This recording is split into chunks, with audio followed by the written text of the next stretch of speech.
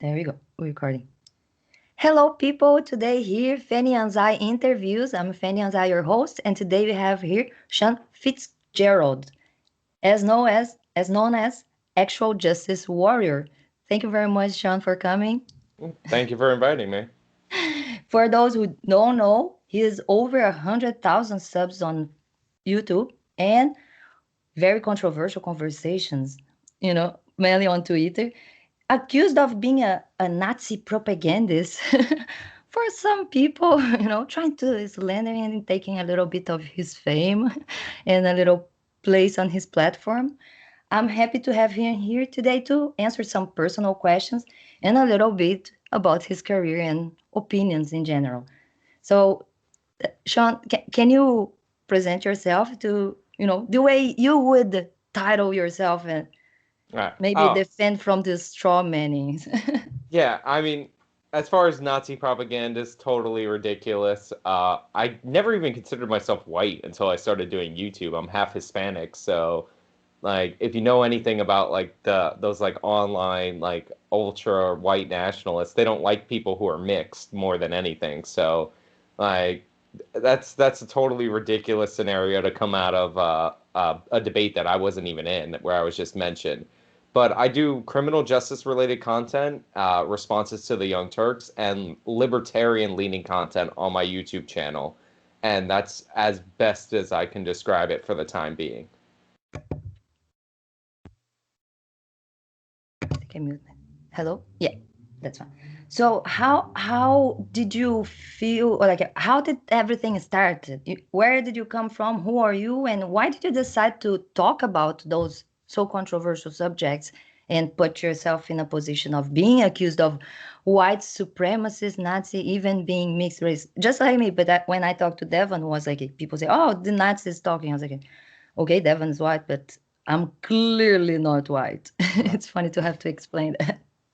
Well, I started my YouTube channel after college. I went to school for criminal justice related topics. Originally, I wanted to go to I went to school to study criminal justice. Originally, I wanted to go into like a law school or something like that, but I ended up having to take breaks from school because I couldn't afford it. And when I finally graduated college, I felt like I was kind of too old to go to law schools, and I started learning video production while I was in school. So after college, I worked in the graduate department of my university, developing graduate level courses on counterterrorism, certain criminal justice stuff, public administration, et cetera, et cetera. And after leaving that job, I decided to go out on my own and create the YouTube channel, which is what I'm known for now. So I kind of like minored in film editing and combined that with my criminal justice degree in order to make the YouTube channel that I have. So talking about the crimes and all these issues, like that interested me enough that I would go study it in school. So it stands to reason I would talk about it on the internet. And especially since criminal justice coverage is so bad on the internet, like people don't know the laws and they don't know, to just look up the laws whenever you're talking about a case.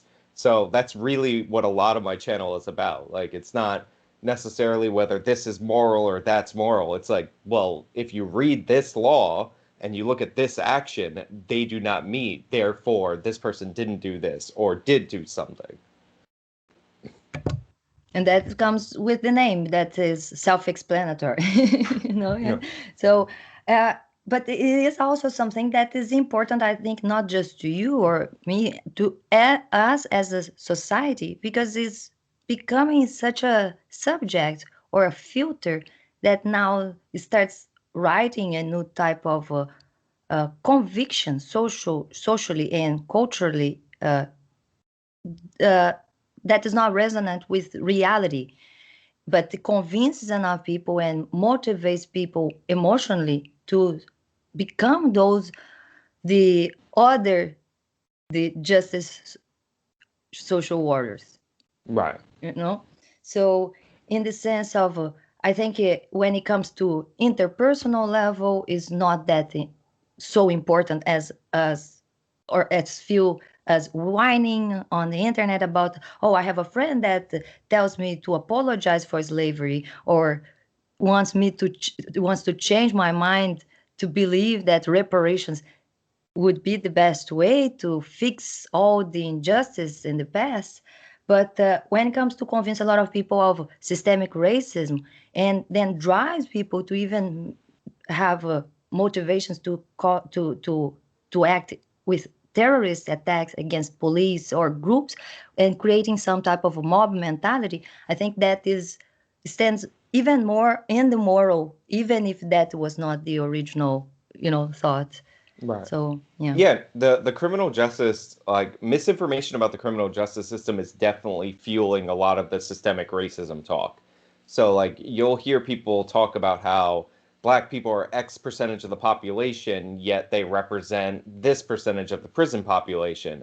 Therefore, because of racism of the gap, systemic racism, they'll try to date it back to slavery.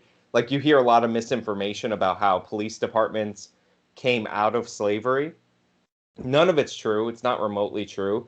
If you go into the history, first of all, America has multiple different types of departments with different origins.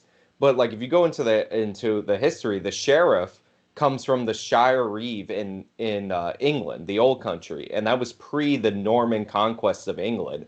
So this organization dates back 1,000 years. And well, the roots of the sheriff's departments date back 1,000 years, and that's pre-transatlantic slave trade. Like that's how old the origin of that is. And the other police departments were the regular police departments were copied from the London police, and the London police were set up after the UK abolished slavery. So there's like no connection at all between any of the different various police departments and slave patrols, and yet that is tied together with this like myth of police coming out of slave patrols in order to make the case for things like reparations and systemic racism, et cetera, et cetera. So there's like no basis in any of it. State police have different origins than police departments. Police departments have different origins than slavery. There's no single department that's ever been linked to a slave patrol.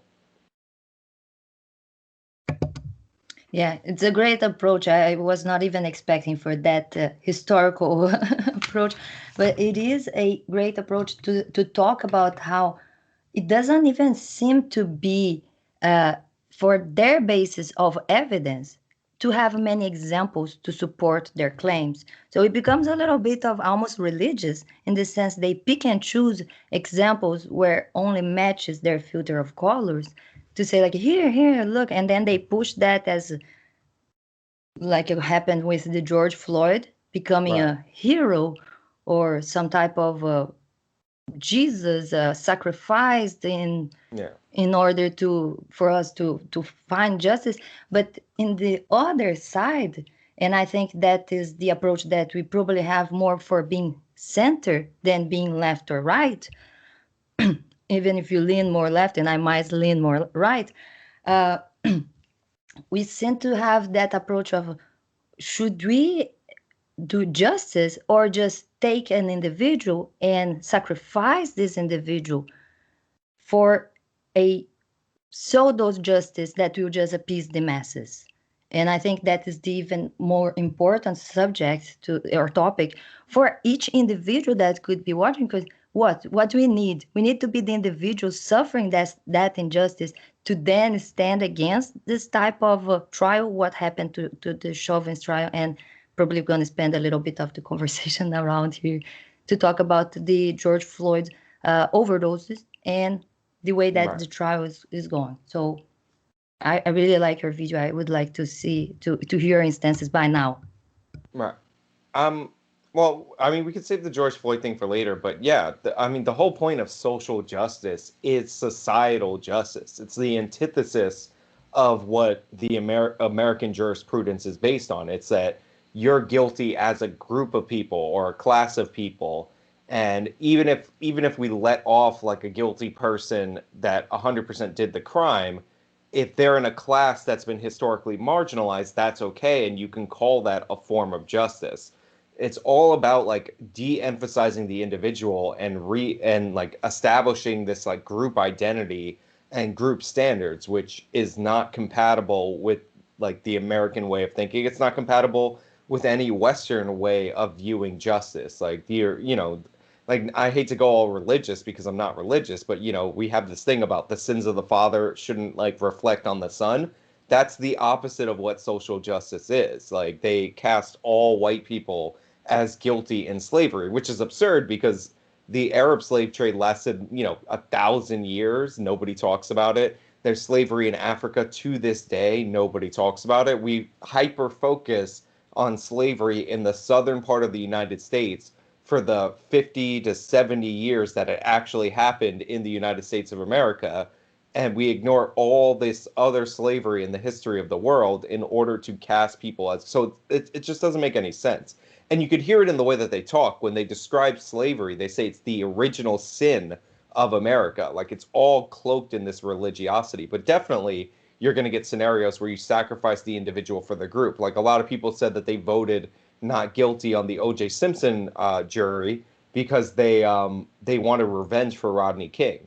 So, like, O.J. Simpson murdered two people. It was clear as day. And they're like, well, we needed revenge for Rodney King, who they thought should have been, the cops should have been found guilty in that instance. So, like, that's what this movement is about, that kind of action.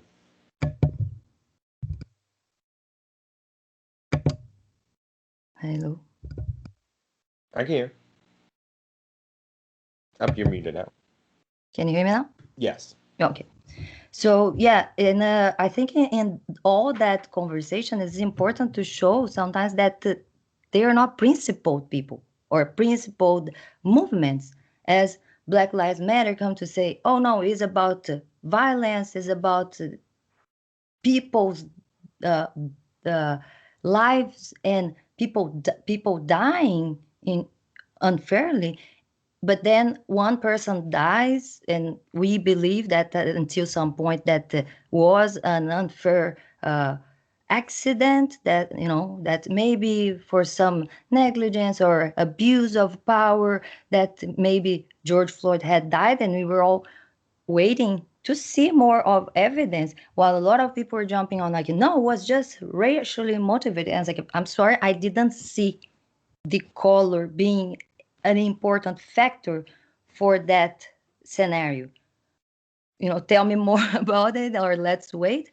And it didn't come to show, but since it was carried by the mainstream media, it convinced a lot of people enough to let's say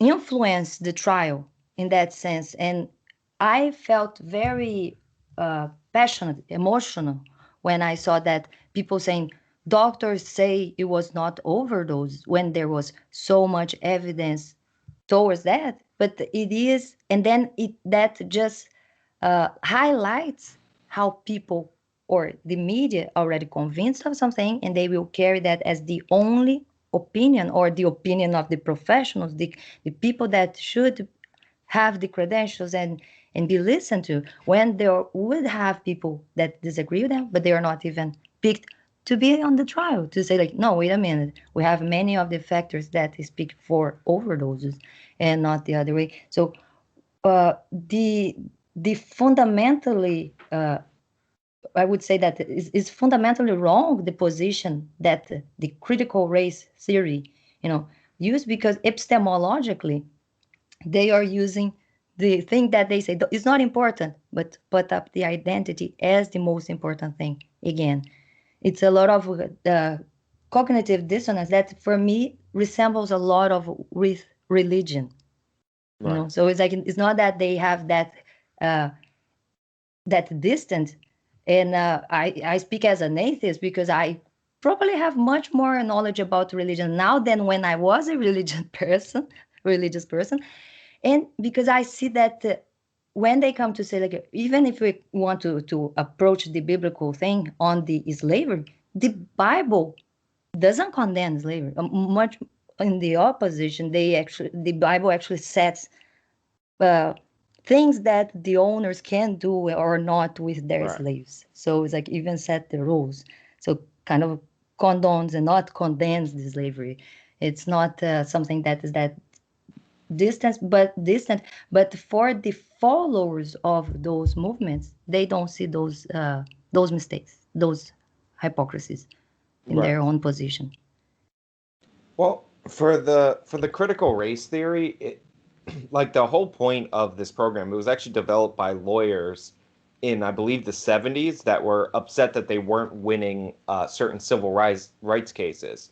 So they designed this like framework to view the law in order to win those cases. And it comes with the built-in assumptions that America specifically, which is where they were fighting, is built fundamentally on racism. So it's actually intentionally emphasizing race. Like they believe that color blindness or ignoring race or trying to treat people fairly today, regardless of the past, is actually inherently racist. And like Ibram X. Kennedy says, or Ibram X. Kendi, always mispronounce his name, he says that the only way to actually fight racism or be an anti-racist is to discriminate on behalf of black and marginalized people. So they're intentionally trying, like they have an ideology that's intentionally discriminatory, and it's not conspiracy theory. You just read what they write themselves. So like a lot of us are confused because we're like, well, we don't care about race. We don't care about people's skin color or any of that stuff. That shouldn't affect how you're treated in regards to the law. But they are telling us that they do care about race and it should affect how you're treated by the law, and they want to be treated better by the law. And as for the George Floyd thing, I've talked about this multiple times on my channel. The worst thing that they could have that was done by the media and by Keith Ellison, who was the Attorney General in Minnesota, was withhold the body cam footage for the nearly 2 months, or actually over 2 months that they did. Because what happened was is we got that video, and the image in that video is incredibly powerful. You have the white officer, and the reason I'm emphasizing race is we would not be talking about this if not for the races of the people involved. But you have the white officer with the knee on the neck of the black guy, and you're hearing the black guy say, I can't breathe, I can't breathe. And the only additional information to that video that we got for 2 months was photos of more officers on this guy from behind. Like, we didn't get any body cam footage. They withheld a bunch of surveillance footage. Everything that would have shown us what actually happened leading up to that instance, they withheld. And when journalists actually viewed the body cam footage, they lied about it. They said it looked worse than it ever possibly we could have imagined. And I remember saying before they had the body cam footage out, just from reading the transcript, that there's no way the body cam footage is going to be worse than the cell phone video, because you can't have anything worse than the cell phone video. That created months of rioting in this country. That basically signed, sealed, and delivered Chauvin's conviction before we examined any evidence at all. So then you look at the body cam footage and you realize that Floyd was clearly whacked out of his mind on drugs. He was panicking. He said that he had trouble breathing before he was even put in the car, let alone before the knee was put on his neck. And you actually have a solid case between that and the autopsy report of an overdose. And then 7 months later, when the defense attorney goes over the police vehicle, they find chewed up pills that contain fentanyl. So that theory that George Floyd, based on what he did a year prior of swallowing pills when he was being arrested, may have been swallowing pills at the beginning of the body cam footage, should have held stronger, because they were literally spit out pills with his DNA and fentanyl in them in the backseat of the car. But the video, again, of the knee on the neck was so powerful. And the crazy thing is, people don't even realize that the Attorney General of Minnesota, and the Minneapolis prosecutors, they've all acknowledged that there's no racial component to it at all. Like, but they told us, 3 days after the conviction, so nobody cared. So, like, there was never anything racist implied in this. Should Chauvin probably have realized that if a guy's saying he can't breathe and you have that angle of a guy holding their phone, then it's going to look like you're choking him out? Yeah, 100%. But other than that, like, it's not that unique of a case, but it's been blown up based solely on the race and based on this video, because the video is hard to watch. It does not look like good policing.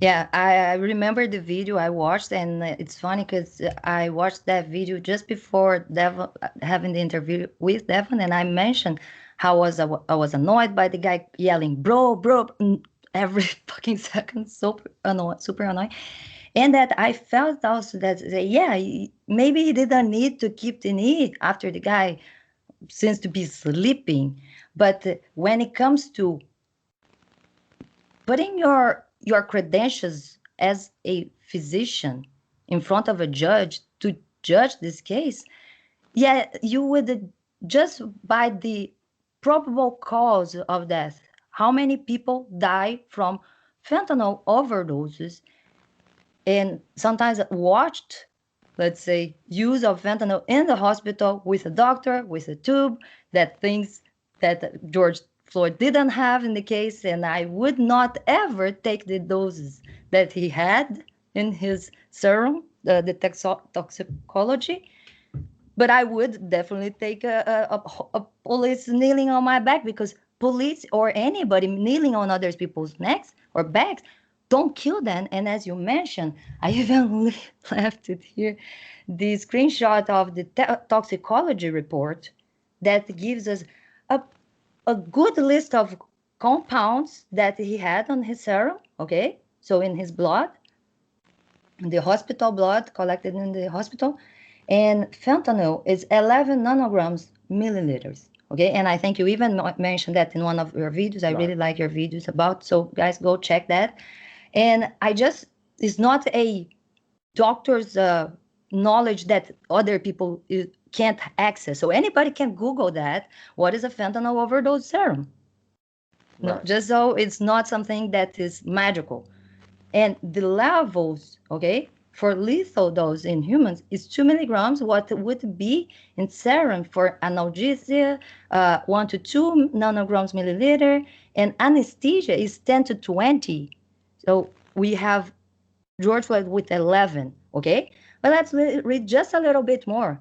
Blood concentrations of approximately 7 nanograms milliliters or greater have been associated with fatalities where polysubstance use was involved. And what did I say? It had a good list of compounds? Yeah, that was what I mentioned before. Huh? And if we check on the... Oh, where did I put that? I can't find it right now. But if you check his... the rest of his report of the death is... that has no injuries that are fatal on the neck or the chest. What is rules You're talking about the bruising on the neck. He has no fatal injuries or significant bruising on his neck or his back. So like the argument that compression from the other officers holding him or on the knee it doesn't seem to hold water. Also, because the coroner expected injuries on his neck, he actually specifically dissected his neck in order to find internal injuries. He did not find them as he testified in court. Like, that's not in the report's pretty short. It's like to the point and brief. But it appears from reading the report that the homicide diagnosis makes no sense, especially because I remember I looked up a toxicology textbook, and for a 40-year-old man, George Floyd was, I believe, 44 or 46. Somebody fact-checked me on that.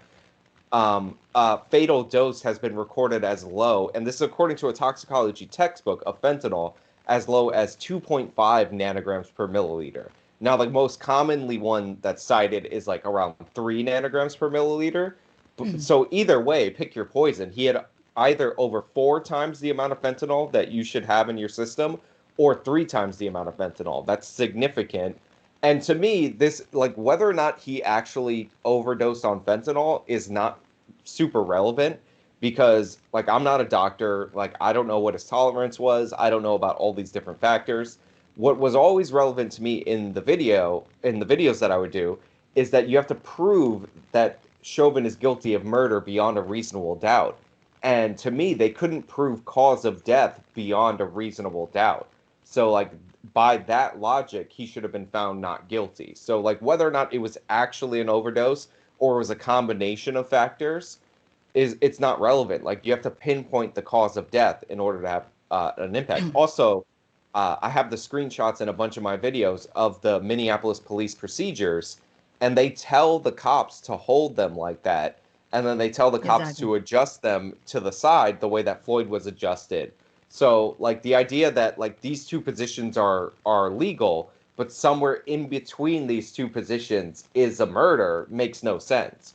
Like, if it was the NYPD and they banned neck pressure, then that would be something different. But it's not. It's the Minneapolis PD, and they don't. They teach you to do what Chauvin did. Yeah, it comes again to feels, at least for me, I felt it was an architected trial because they could have found doctors that would speak more towards the truth than towards to whatever the majority would believe at that point.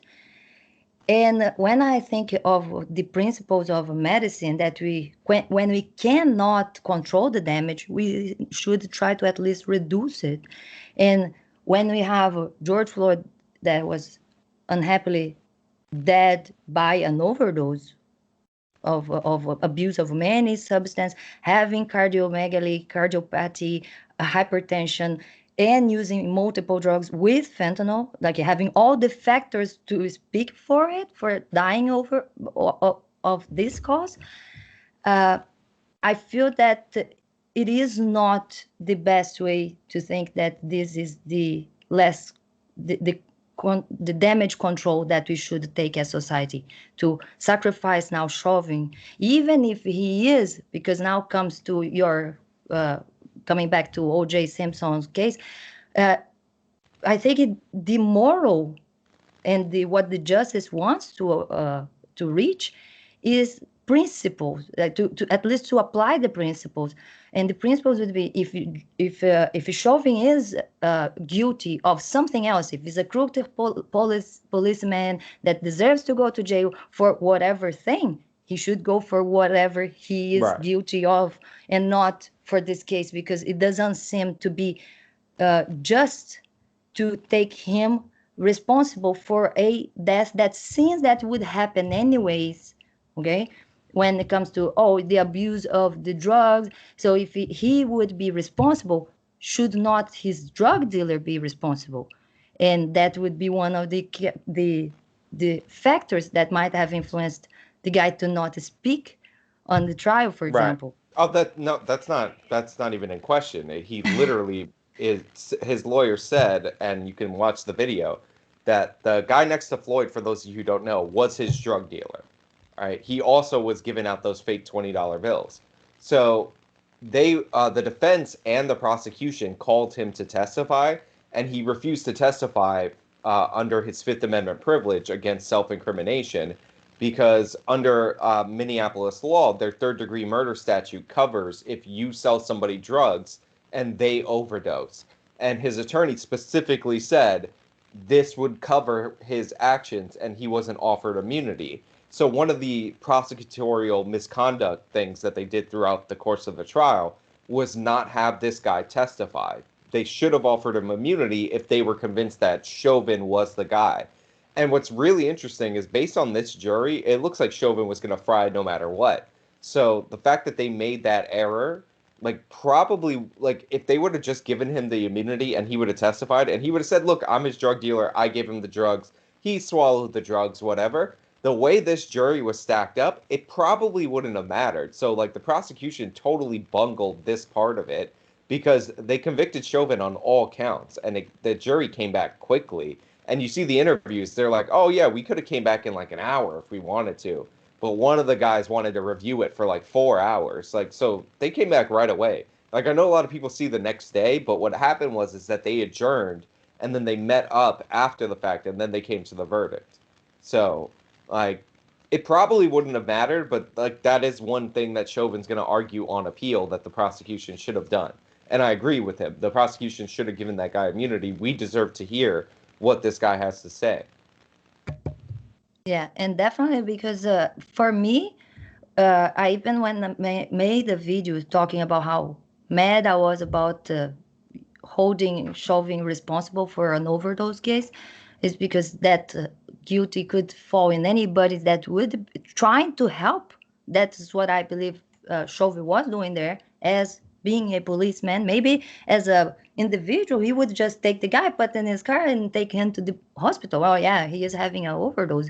And so, if in that case, in that situation, the way that happened would not be the medical response or the paramedics response responsibility of taking too long and other stuff. So for me, when things when I think about the principles, is that it doesn't make any sense to responsibilize someone for an overdose. It's almost saying like I will make someone responsible when someone commits suicide.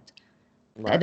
I don't see But justice coming out of it. but in their defense, they're arguing that it wasn't an overdose. Like that's like, that's what's in dispute. So, Yeah. and But it is something so common to happen when police catch it, at least in Brazil, let's say like this. Maybe for American culture, it's something super new. They like, oh, I didn't know that the drug dealers and users, when they are caught by the police with the pocket full of drugs, they just swallow everything. oh no, I no. actually have seen this in even shows, I so think is that. I think people do understand that does happen. Because even if you're not familiar with policing or whatever, like if you watch Cops, like you see people swallow stuff and they have to get them to the hospital. But typically, when people swallow the drugs, like, at least back in the day, it would be like cocaine or crack. So there'd be powder all over their face. So like the cop can figure it out right away. Like Floyd, like if you watch the earlier body cam video, he's doing something with his hands when the cops are trying to pull over. That's why the cop draws the gun, because he thinks he might be going for a weapon. And it looks like, based on what we know now, that's when he was swallowing the drugs. And if you even line up there's like an ingestion time for when you start swallowing stuff. If you line that up with the body cam footage for like unsophisticated pills, it actually lines up almost perfectly when George Floyd died. Like you're within a couple of minutes of when they would expect the drugs to like take effect after you're digesting them and all that. So like everything seems to align more and more with the diagnosis of a potential overdose. Now, whether or not, what like the prosecution is arguing, the knee on the neck was too cruel and that exacerbated the symptoms of the overdose, obviously you can argue that. Obviously, it did convince 12 people on the jury, but like Did they the convince or they were afraid of saying different? Because that is well, another factor we have acknowledged yeah, is very important, probably even for the doctors to say what they yeah. said.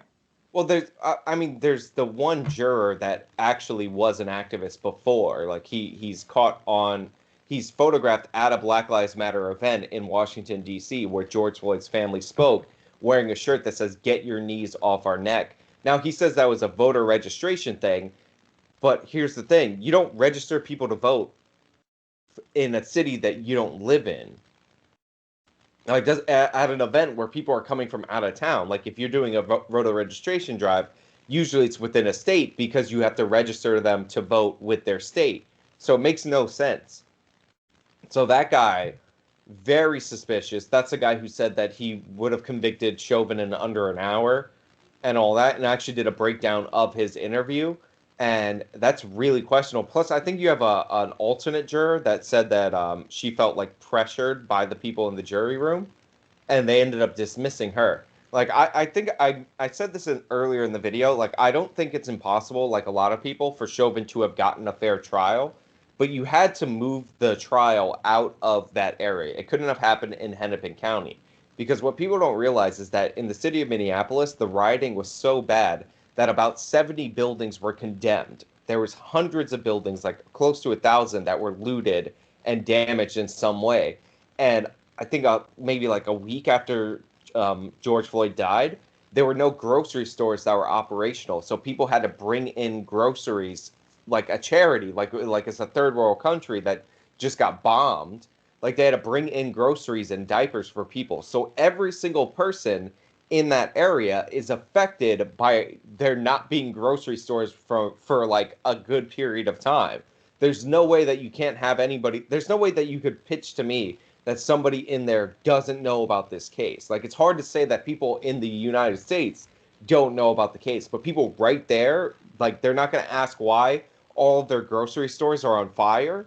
Like it makes no sense. So they had to move the trial out of that area, like 100%. Also, like the jury is not representative. I believe that Minneapolis is like 60 something percent white, and the jury's like 50-50, 50, it's like 50% black people, I believe. I'm not 100.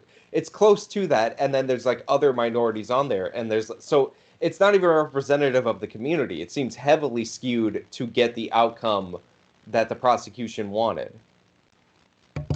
Yeah, and that might be one of the results, in fact, of this, the what the critical race theory and a lot of these cynical hypotheses that we felt in the past.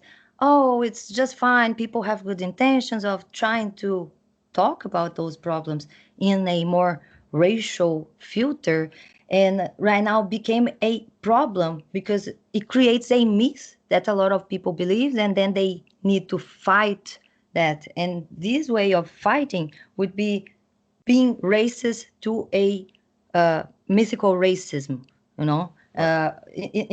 I think the entries in academics and the pseudoscience that ends up uh, creating out of real facts and data that can be misled, just like wage gap. It's not that the statistics don't say something, doesn't Right. say what they interpret, but the data is there for them to this To on distort.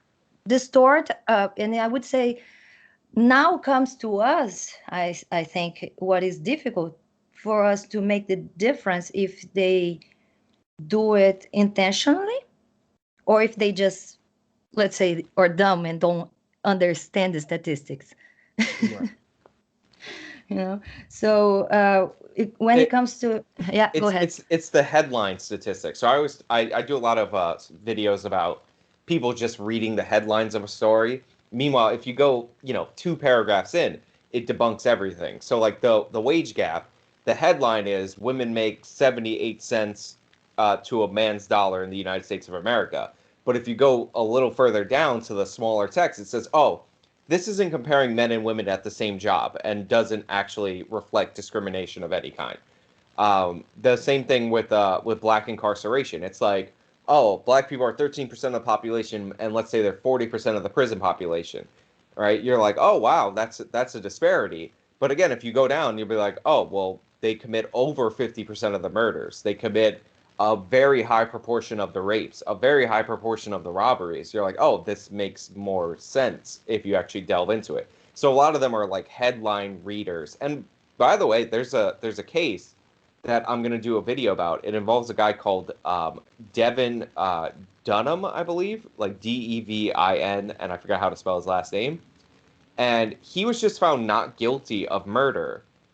He was carjacking a guy in South Carolina, and he shot him 8 times after he said, "Give me your truck," and the guy drove away, because he didn't want to give him the truck. The guy was a felony prohibited possessor, so he couldn't own a firearm. And one of the things that they argued in court was that since the shooter was black and the 77-year-old man was white, him driving away was racist and put him in danger. And he was found not guilty of murder. He shot all 8 bullets in the gun into him. And he was just found not guilty recently. So there's like an effect that people aren't like documenting. I saw 2 articles about this case total, and then I went back, and it happened in 2017, and there's a couple articles about it in 2017. But yeah, this guy was found not guilty. Like people totally bought into this like idea that like, oh, maybe he was like he had no reason to flee this guy. And like the guy admitted to the police that he came up to him and said, "Give me your truck." But in court, he's like, "Oh, I don't know how to speak very well. I was asking for a ride, and this racist drove his truck in an aggressive way, so I had to shoot him 8 times and kill him." So that worked though. He was found not guilty. And I'm gonna do a breakdown of his case. Wow, that is scary. Thank you very much for giving us a little taste of what's coming. So, guys, don't miss that.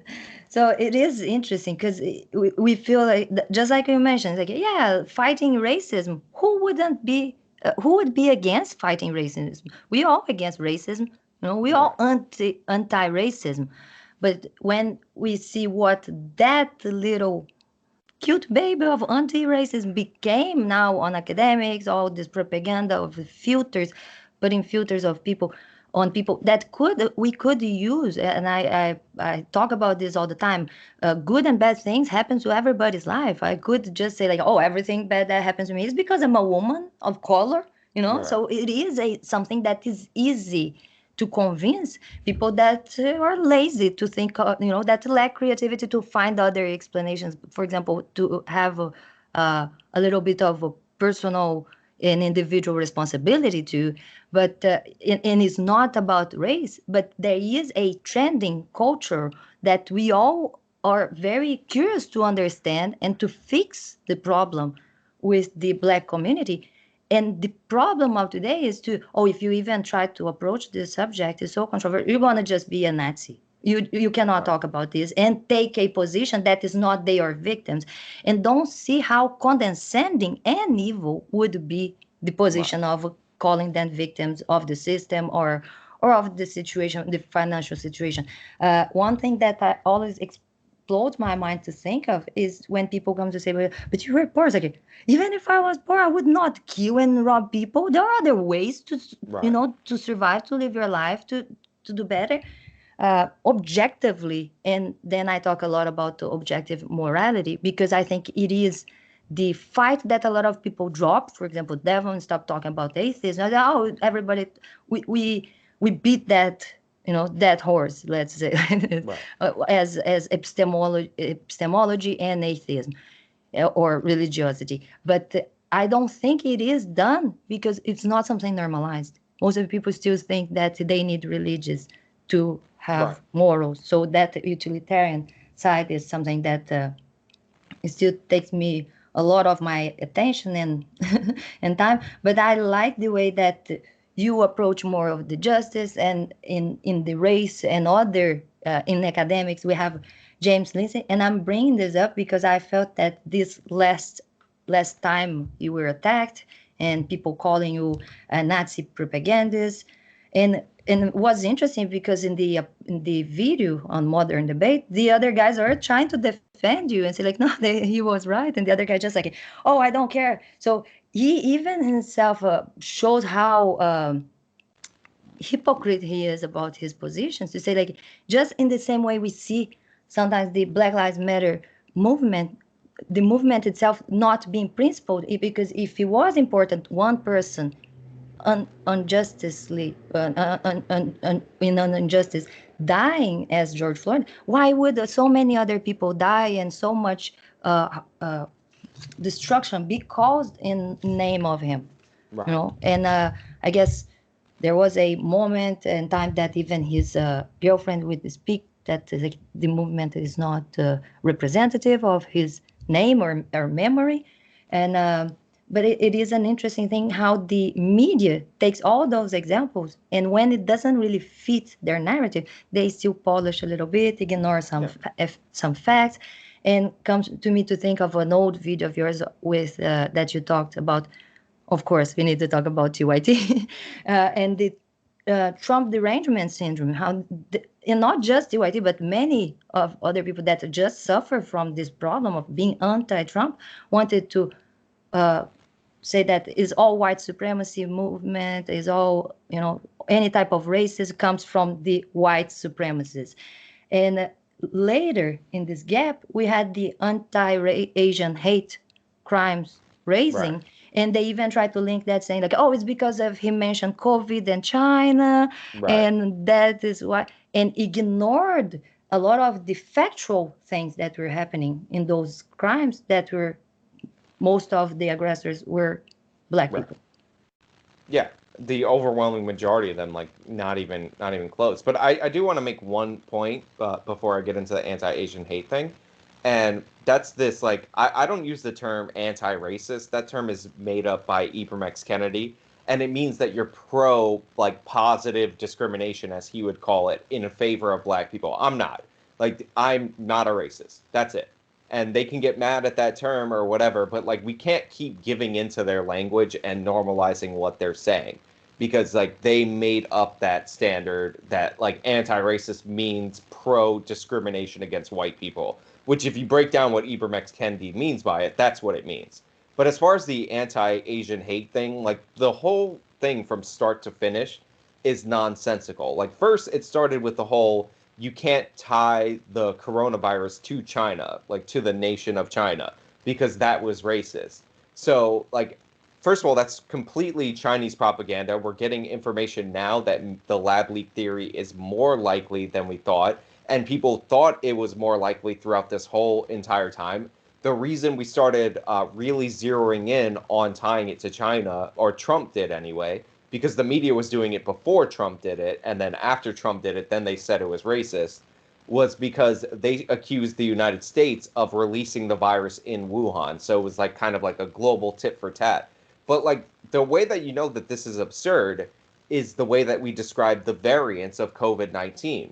Like we call them the UK variant, the Indian variant, the South African variant, like all these different variants of a virus with an unknown origin. Like it doesn't make any sense. Like how is saying the Chinese coronavirus racist, but the Indian variant is it's totally fine. That's normal. Because this is how we typically call like name viruses. It's not something unusual. So every idiot that was saying that this was somehow like an evil racist thing to do totally has no knowledge of what we're talking about, and they're completely hypocritical because you could see them talking about the UK, the Indian, South African, all these different variants, like that's totally normal.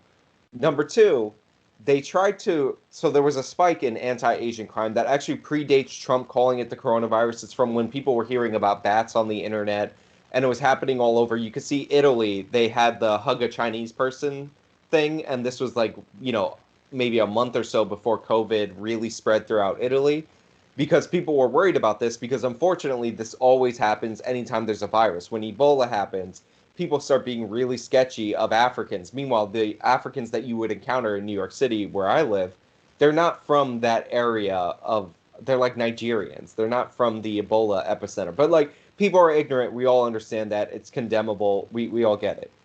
But what ended up happening is that there's a bunch of black on Asian crimes that have been happening throughout the course of years.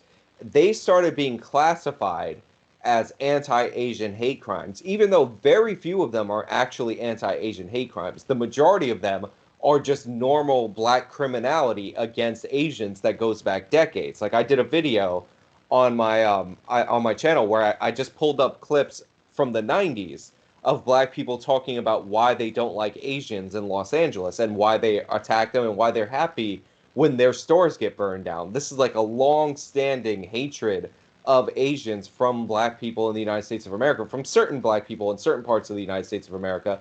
And we're trying to like combine this. We're trying to make the black people white for the purposes of the crimes and tie them to Trump when it's just ridiculous. Like you look at any of these videos and it's young black people or, middle-aged black people attacking elderly Asians. It has nothing to do with Trump. It has nothing to do with white supremacy. It's all about their ignorance and like their hatred of a successful middleman minority group in their community. So the Young Turks, I remember they did that video, and they have like 2 murders that they cover, or 3 murders that they cover in that video. And the 3 murders were all done by black people. But they also mention a guy yelling something hateful at an Asian person from their car. So that guy was a white guy, allegedly. Like, I don't know if they ever caught the guy or whatever. So that guy, they mentioned his race. They're like, this white guy shouted out like some racial epithets towards Asians from his car. Oh, and also there were these 3 murders. Trump, man, and his racism and white supremacy. Like, they don't tell you that, like, the white guy didn't even commit a crime in the United States of America. Like, you're allowed to yell mean things at people. And that the other ones are 3 murders, and they're vicious murders. Like, one of them, a kid ran across the street and shoved the 74-year-old man into a garage door. He ended up dying. And, like, they're not comparable. If you excise the things that are actually crimes from, like, the database on anti-Asian hate, then you end up with like 70 to 80% of the perpetrators being black, and 95% of them are non-white. Like, it's crazy. Yes, it's crazy and scary too, because at first when I saw some cases, mainly the ones in Vancouver, I'm close by, and we go there, I'm always considering, I'm going to go to the protest just to see and try to talk to people, see what the protesters are talking about. They have it every weekend. And I was considering going because the community, I live in an Asian community, not racially related. Is coincidentally my husband works close by and he moved here close recently. So it's interesting because they were scared about the mainstream media narrative and organizing to go to anti-Asian hate crime protests there in Vancouver. I was like, consider going just to see what people are talking, because the first cases, the guy shot people on the massage Right. places. When I went to read more about, because I heard of it and I went to read more about, I felt that it was not the the motivation of that crime. Right. But it is interesting because they were people from other ethnicities as victims, and they were blurred because the majority were Asians, but then the majority being Asians would be just related to the maybe the function in the profession, because we have many of those houses were Asian houses already. And I would say that what is not admitted by Asians itself. And I feel as half that is more natural for me to speak about, because we suffer this type of racism from Asians, from pure Asians. And we know the Asians itself, they are racist against Right. blacks more than Westerns, more than whites and Latins and everybody else. So it is something else that also people tiptoe on that side to speak about it. So when I came to read about those cases, I was like, well, I guess it was a in the anecdotal case that fit the narrative. I don't Right. think he is racial motivated. But then I was planning to go to the protest to talk to people, and then there were attacks just on the Friday before that weekend, and then I kind of felt a little afraid, because then we put in family, friends, other people to go to a protest that could be a moment where can any crazy thing happens. But considering in Canada, and the police is always around protecting the protesters from counter protesters, but at the same time, I would say limiting them to that area, Right. our delusional freedom of today. There are like many layers of considerations about that. And yeah, so I would suggest people to go check your videos and how Right. is to be a libertarian in the left. Well, for the thing that you mentioned about the massage Yeah, parlor guy, yeah, I what you call it? I I would agree that they were really trying to spin that into like an anti-Asian like hate like crime, but because this guy apparently he was going to these massage parlors for like the happy endings, to use like some phrase to explain it, and like that's why he targeted them. And the white people that were killed and the Hispanic that was wounded, they were just people there, but these were predominantly Asian spas. I think they were Korean spas, and like that's some of the services that they offered. So he was like a he was like a guy that was ashamed of seeking out sex and all that. So that was the motivation. It's actually a religious weirdoism for that, and they spun that into a race one, and there was like all these people trying to like jump like 20 different steps to bring it back to racism. They're like, oh, if he was worried about sex but he was attracted to Asians, then that's a stereotype that Asian women like something related to it's racism. And they would just jump all over the place in order to get it. And it was like, it's like, no, it's a personal motivation. But even if that was like a white person committing an anti-Asian hate crime, it's horrific, obviously, but it's not representative of what we're seeing as a whole. And like you have attacks where you have like these major attacks where you have the black perpetrators saying like racist things clearly, like they're doing it because they hate Asians, and nobody's paying attention to them. So like even if we granted that one, it still wouldn't be representative of what we're experiencing in the country. It's just like the anti-Semitic attacks. Every time a white person does something that's anti-Semitic, people freak out. Meanwhile, like I'll take you to Brooklyn and there's anti-Semitic attacks every day that you don't even realize. And like the New York Times admits that they stopped covering them because they didn't like the perpetrator. They didn't like highlighting the perpetrators that were attacking the Jewish people in Brooklyn. So Yeah, even if it so like I said, even if it was like the one and white person committing an anti-Asian hate crime, it is not representative of it as a whole. And as for your question about a liberal libertarian, Yeah, how is to be like a libertarian more to the left? I don't consider myself a left libertarian at all. So I thought you would say that that you used to say that you're libertarian. no, I am a libertarian, but I don't consider myself a left libertarian. I'd be more of Oh, a right-wing libertarian. oh, okay, Right. sorry. Yeah, I guess I was assuming that you were more to the Right. left. I mean, like on social issues, I guess you could say I'm more left-leaning because I don't care about people's personal habits or anything like that, if you want to call that left-leaning. But I never consider myself a left libertarian, and I'm a little like I'm not like a no government at all. Obviously, like you need the police, which is one of the big emphasis of my channel, in order to secure property rights, in order to have a prosperous economy. But like, yeah, I don't consider myself a left libertarian. Are you into the anarchism No, or no. a small government? Monarchy? Us small government. I would try to get the government back to its constitutional constraints, which I guess is a little more government than even a minarchist. Okay, I see that. Yeah, I just got the Michael Malice, the manual anarchist. Right. I like Michael Malice. He blocked me on Twitter. Yeah. Oh, He did did. they? Why? It, You were talking to him too much I think he or thought no, disagree? no. I did something like he has like reasons for him blocking people, and I like violated one of those reasons without knowing. So Oh, yeah, he had some rules. Yeah. Let me grab like here. I if you was super excited for get just a sec. sure,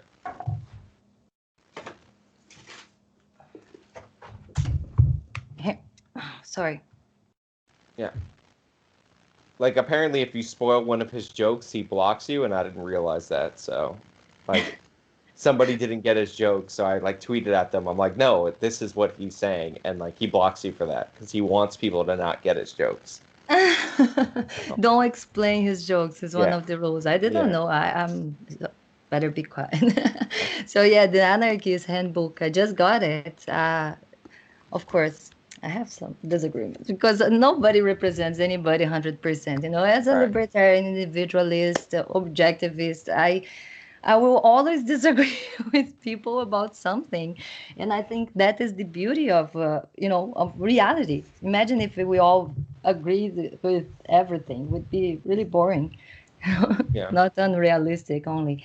Um, what is your opinion about Kyle Rittenhouse? How the things are going? It seems to be bad, huh? Yeah, so Kyle Rittenhouse is not guilty. Any interpretation that's sensible of Wisconsin law would find him not guilty.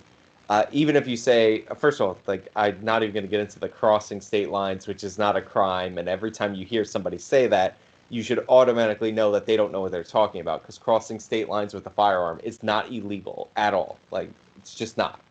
But like under Wisconsin law, even if Kyle Rittenhouse started the fight, which there's no evidence that he started the fight while he was committing a crime, and that you could argue, the misdemeanor gun possession when he was 17 because he was a few months too young to carry that gun. Under some interpretations, but even that's in dispute. In according to Wisconsin law, even if you're in the wrong, once you retreat, like you're making an effort to flee the altercation, as long as you retreat until it's your last option, which Rittenhouse did, then you're allowed to claim self-defense. And you can watch either of the videos of either shooting. They're clearly chasing him. It's a self-defense case, clear cut as day. Anybody who's wrong, who disagrees is just wrong on this case. And I don't think that he's going to be found guilty. Like a lot of people are like, oh, Chauvin was found guilty, so they're going to get Rittenhouse. I don't think that this case has nearly the attention the other one has. Yeah, yeah. Let's see, because the one thing that maybe it's so inflammatory for many people is because it touches a little bit of that gun control narrative that you guys have in the United States too. And I don't know, I feel that the politicians are not paying attention on political science, to see examples in other places where they apply some types of policies and how those end up coming to be a motivation or an incentive on the other side, or somehow negative. Because in Brazil, we had the referendum to give away the guns, and it didn't pass. Most of people wanted to keep their guns, but most of people did give their guns away voluntarily. And it was when we enter a era where people don't feel safe anymore, because then they are in between the police that has the guns and takes too long to come to help us, Right. and the bandits that have guns because they don't follow the rules anyways.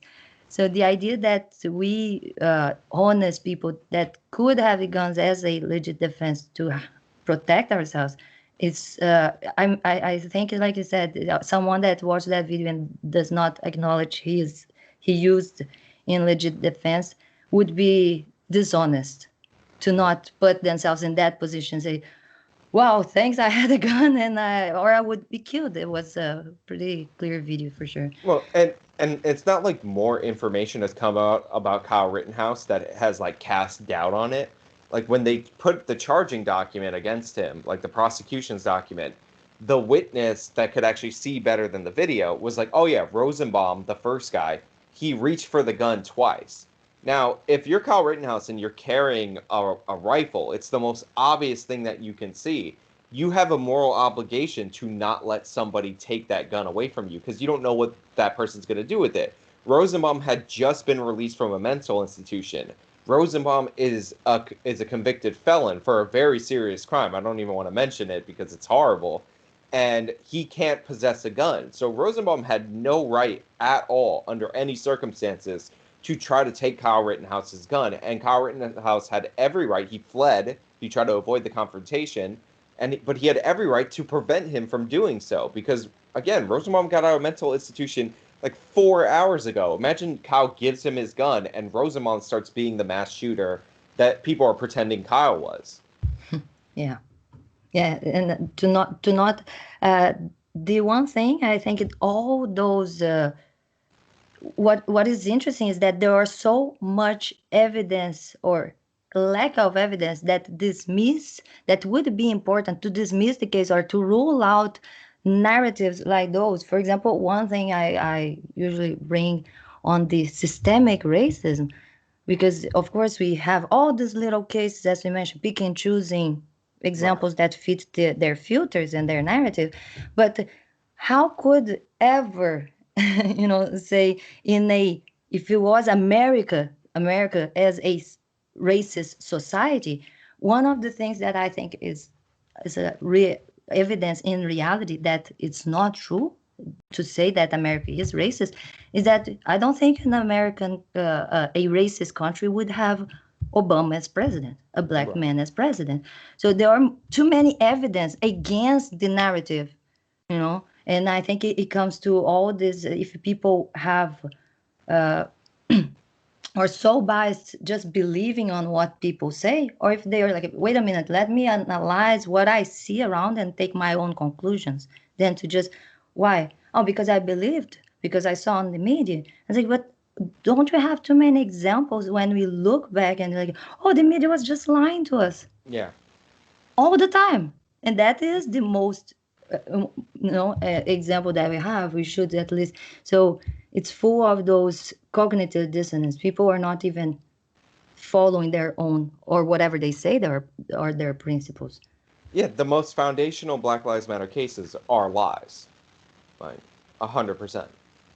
Yeah, would be. But then when it comes to, uh, I love the video made in response to the last attack as being Nazi, is that the guy starts saying, no, he is a Nazi supremacist, propagandist. And when they confront, then he steps back, he moves the goal pole. Yeah. And it's like, no, this is not that important. And violence, in the end, he's even saying that violence is not that important. Yeah.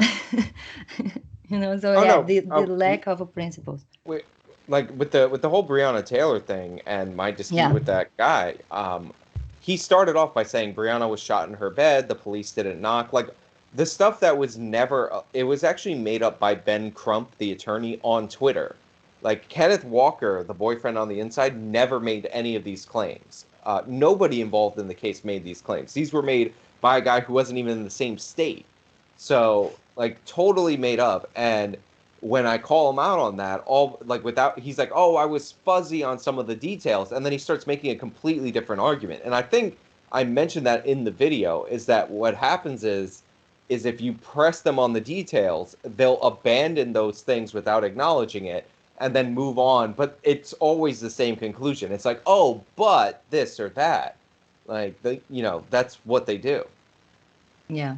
And then that is the main problem with this cancel culture. They want to just cancel people and not really, it's not even they care about the truth anymore. They just care about whatever will fit their narratives, whatever filter makes them feel better, or virtue, the old virtue signaling, so they can look better to other people. But yeah, and I feel the fear of those filters most of the time is the kids that are growing being taught this.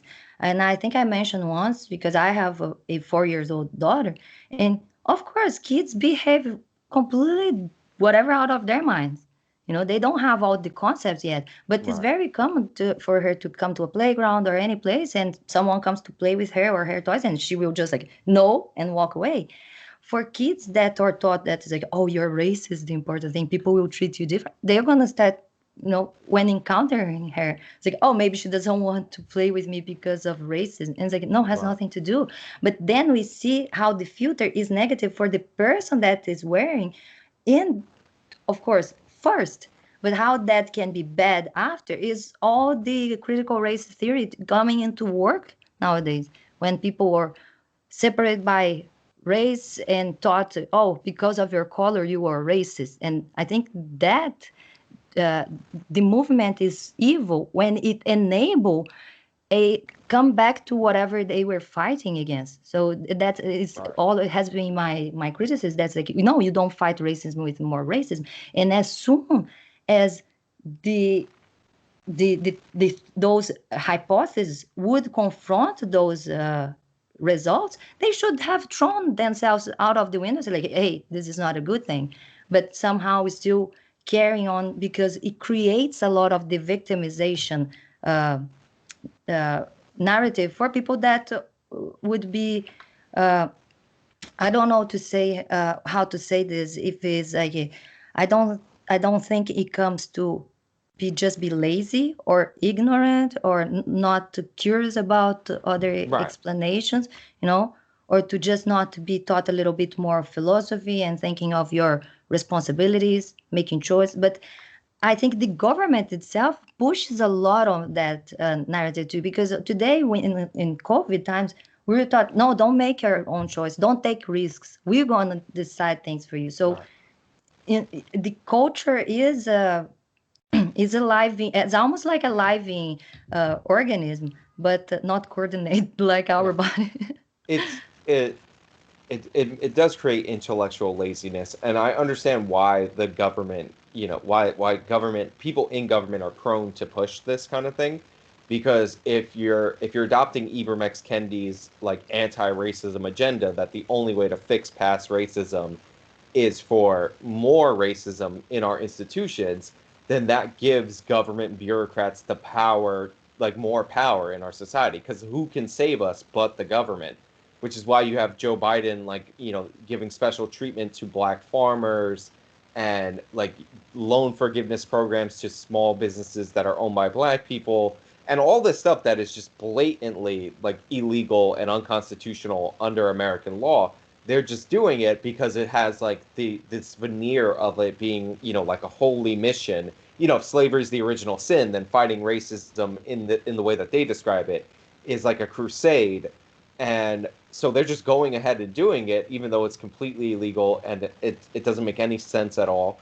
But it's, again, it's there's no coincidence that the party that is for expanding government embraces all of these things, because they are, ways to expand government. Also, it was invented by trial lawyers, and the Democrats are, one of their biggest financial constituency is trial lawyers. So, I mean, it aligns perfectly. Yeah, it's interesting because I think that would explain a lot why the libertarians are the new enemies of the states, let's say, because it's always speaking for a smaller government. When the government doing all those programs, telling us how we have to deal with COVID and making more measures, more authoritarian measures, it's totally a natural for it's totally natural for any being, and it became like an organism, like we mentioned. But then politics became that organism that wants to grow, never want to justify less. They will only Yeah. justify that we need more of them. So yeah, and I guess when we come to say, like, no, the government already has too much power right now. It's not following the original principles to defend the individual when it needs, and not tell us how to live. It's when it comes this next step, and how there is a cancel culture socially to speak about politics in that sense of like, no, we can do better, and do just fine with the smaller government. Let people decide, more of recommendations. When it comes to COVID, in the beginning I said I'm totally fine with WHO, the governments of each state and then country, to try to organize themselves and recommend people to do one thing or the other, but no Right. on harming people with the excuse of protecting them. Right. Yeah. Yeah. I agree with that. Yeah, so thank you very much for coming. I'm not going to do anymore. I was going to ask what the next topic, but you just mentioned it before. So, how to support and where to follow what your pages and how Ah, to support you. well, I'm certain you'll link this in the description and all that, but I'm on YouTube at the actual Justice Warrior. If you search me, I should come up. I'm on Twitter at I am Sean90. I know people complain that they're mixed up different accounts, whatever. That's where I am.